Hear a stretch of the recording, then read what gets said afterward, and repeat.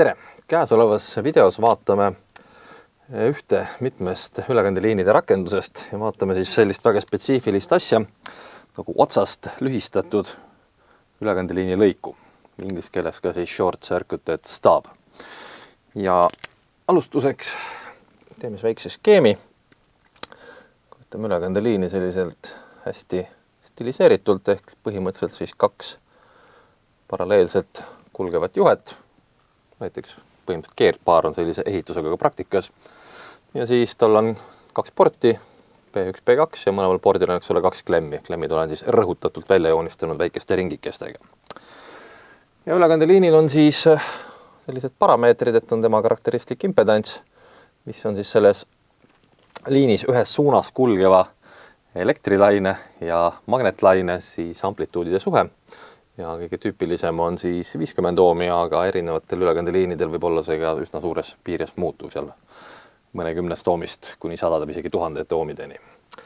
Ja teine oluline parameeter, mis ülekandeliine iseloomustas, oli nende faasikiirus, ehk siis kui kiiresti siis signaal või energia selles ülekandeliinis kulgeb. Ja kuna see on taoliselt üsna suur number, siis praktikas väljendatakse teda sellise suurusega nagu kiirusteegur ehk velocity factor, mis on siis number, mis näitab faasikiiruse suhet siis valguse kiiruses vaakumis. Ehk siis mingisugune reaalarv vahemikus 0-1, praktikas ta kipub jääma sinna kuskil 0,5 kuni 0,8 vahele. Nii, ja kui ülekandeliin on otsast lühistatud, siis seda me võime tähistada siis selliselt, et joonistame tema lõppu koordinaatidele siis x on võrdne 0-ga.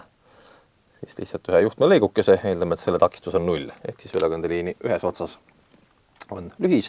Ja nüüd meid hakkab huvitama, et kui suur on siis impedants ülekandeliini teises otsas sellisel juhul ja ole siis see ülekandeliini pikkus või siis selle teise otsa asukoht, tähistame seda x-iga ja kuna siin on meil x0, siis kõik need pikkused, mida me nüüd selles videos kasutame, on negatiivsed, välja arvatud juhul, kui ma konkreetselt ütlen, et ei ole. Ehk liigume siis sellest lühise kohast vasakule, ehk siis negatiivsete väärtuste juures. Ja siis ülekandeliini pikkus on siis selle sama x-ikese absoluutväärtus, ehk pikkus iseenesest on loomulikult positiivne. Nii, nüüd on meil mudel olemas. Järgmisena paneme kirja mudeli teise osa, ehk siis teda kirjeldab avaldise. Teatavasti siis kaovaba ülekandeliini impedants sõltuvalt siis sellest ülekandeliini pikkusest või siis sellest mõõtmise kaugusest meie lõpust ehk antud juhul siis lühisest on siis üldjuhul kirjeldatav sellise valemiga. Z0 ja siia üks pikem murd. Üleval on siis Z-koormus, mis on siis mis tahes koormuse impedants, mis on ülekandeliini lõppu ühendatud ja meie konkreetses näites on ülekandeliini lõppu ühendatud lühis, ehk siis tema impedants on lihtsalt suur ja ümmargune 0. Miinus J Z0 tangens kx ja kohe tuletame meelde, mida see konstant k tähendab ja Z0 miinus J ZK tangens kx ja nagu siis lubatud, k oli mäletatavasti laine arv, oli siis selline suurus, mis näitas, kuidas muutub faas sõltuvalt siis asukohast. Tüüpiline kirjaviis on siis 2pi jagatud lambdaga. Teatavasti laine pikkus on meil siis faasi kiiruse ja konkreetse sageduse suhe, ehk ilmselgelt siis laine arv, kui ka laine pikkus on sagedusest sõltuvad suurused, mis tähendab ka see, et see impedants hakkab sõltuma ilmselgelt sagedusest. Ja kolmanda abivalemina võib öelda, et teatavasti kiirustegur oli siis faasi kiiruse ja valguse kiiruse suhe. Ehk need kolm asja kokku võttes saame kõigepealt seda teist valemit kirjutada ümber sellisel kujul, mis on praktiliseks kasutamiseks enamasti lihtsam. Ja nüüd saame ka selle esimese avalduse kohta leida veel üks või kaks alternatiivset kirjapilti. Ehk kui laine pikkus on siis omakorda murru kujul avaldatav, siis mäletamasti, kui oli meil ühe murru nimetus oli murd, siis selle alumise murru viisime ümber pöörata ja läbi korrutada lihtsalt selle lugejaga ehk pikk jutt lühidalt 2pi korda f jagatud siis faasikiirus või siis faasikiiruse asemel võime kirjutada kiirustegur korda valguse kiirus. Ja teatavasti 2πf ei olnud mitte midagi muud kui siis meie nurksagedus või ringsagedus, seda võib tihtipeale lihtsalt omegaga tähistada. Nii. Nüüd peaks olema kogu matemaatiline arsenaal meil kenasti kirjas. Saame siis edasi liikuda. Nüüd meie see valem, mis me kirja panime, kehtib absoluutselt siis igasuguse kaovaba ülekandeliini puhul.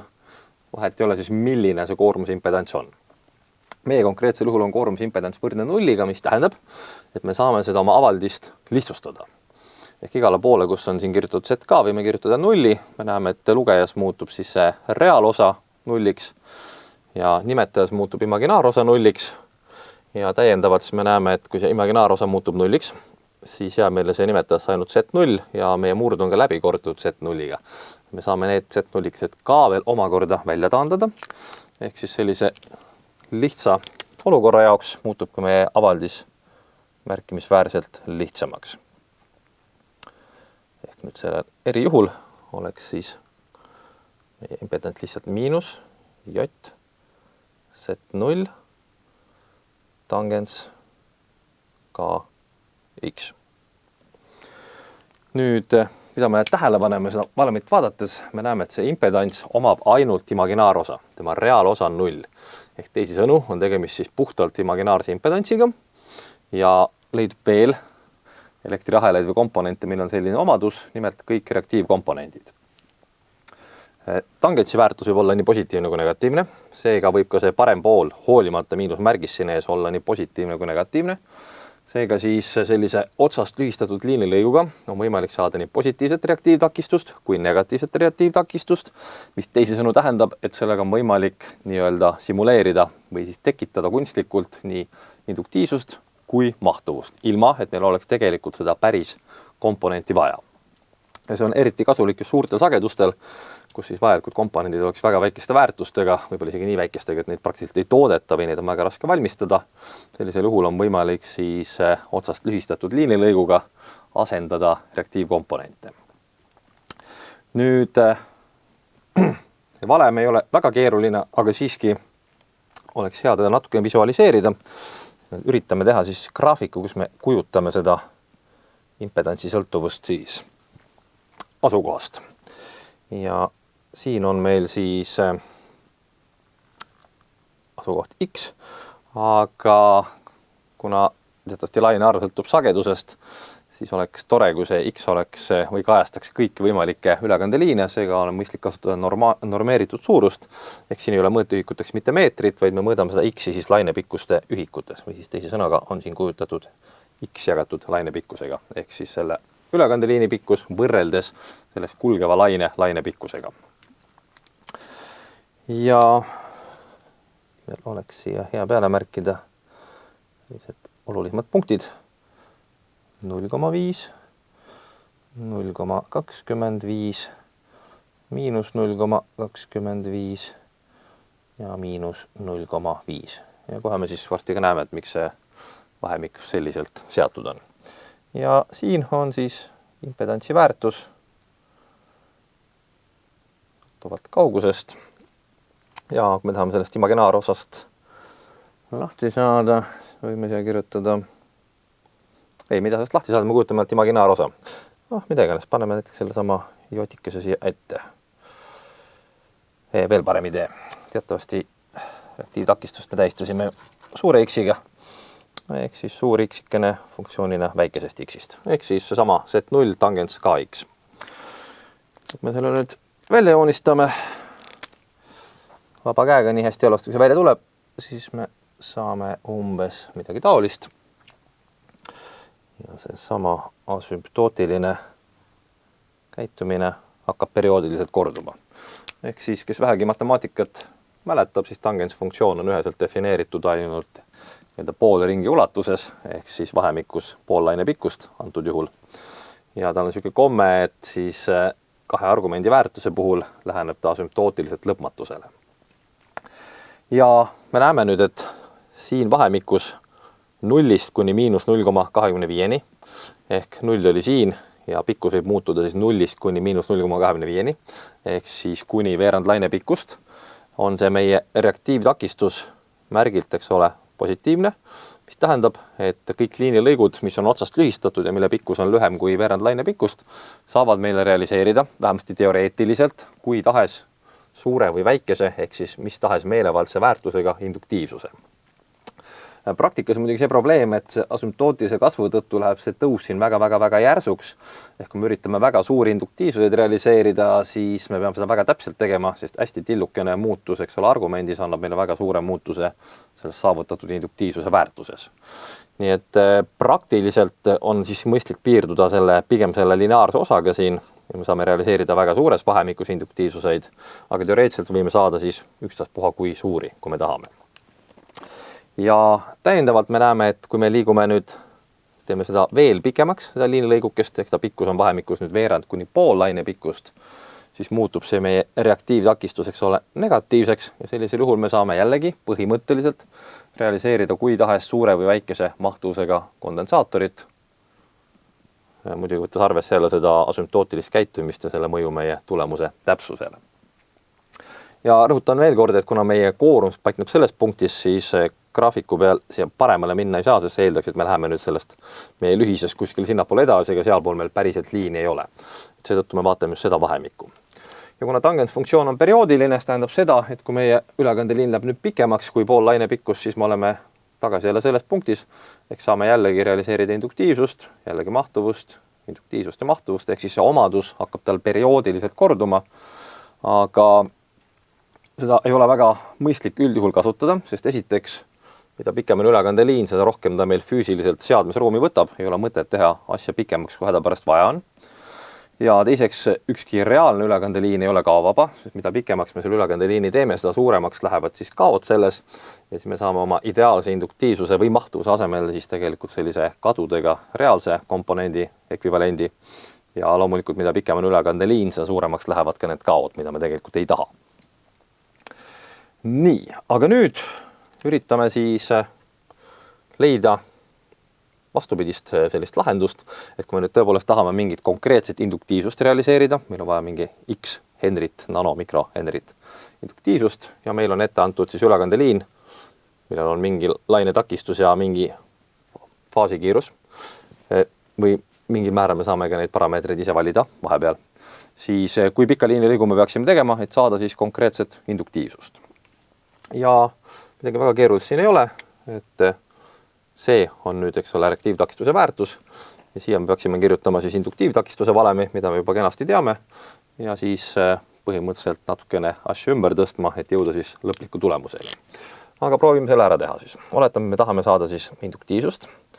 Selle induktiivtakistus teatavasti on J omega L ja see peab olema võrdne nüüd miinus J Z0 tangens ja kirjutame ka nüüd meie selle laine arvu juba lahti, kasutades ära neid sama valemeid. Ehk meil on vasakul pool on omega, aga paremal pool oleks laine pikkus, ei ole väga mõistlik. Mõistlik on kohe minna ka paremal pool ümber siis sellisele kujule, et me saame kirjutada omega, jagatud selle läbi siis faasikiirusega. Ja nüüd X sellest nüüd esialgses valemis tähendab põhimõtteliselt muutujat, mis võib vabalt muutuda.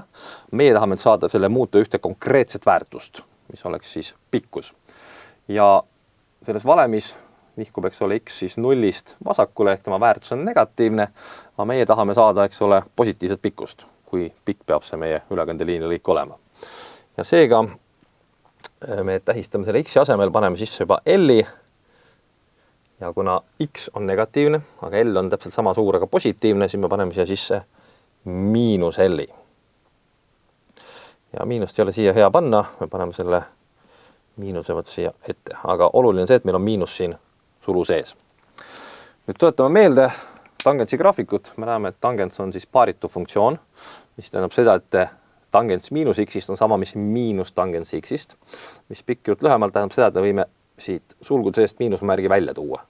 Kui me toome sulgude seest miinusmärgi välja, siis need kaks miinus siin annavad meile kokku plussi.